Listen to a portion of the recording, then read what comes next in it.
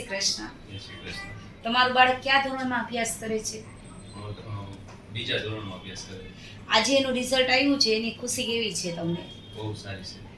અને વર્ષ દરમિયાન જે બાળકો, શિક્ષકો અને વાલી દ્વારા જે મહેનત કરાવવામાં આવે છે એના વિશે તમે શું કહેવા માંગો છો? વર્ષ દરમિયાન વાલી દ્વારા જે મહેનત કરવાની બહુ સારું છે. શિક્ષકો દ્વારા શિક્ષક. બાળકો પોતાનું એ બહુ સારું છે. અહીંયા અભ્યાસ કરે પણ એ પણ ઘણું આગળ આવે એ માટે તમે ઘણી મહેનત કરો છો.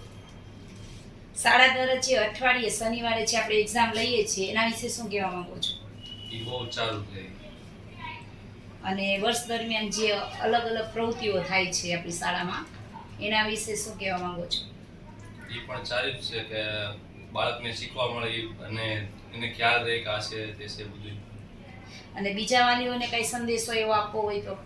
બીજા વાલીઓને અમે કહી શકીએ કે અહીંયા મંગલમ સ્કૂલમાં મૂકો તો અહીંયા અભ્યાસ સારો છે અને રિઝલ્ટ પણ સારા મળે છે. Thank you.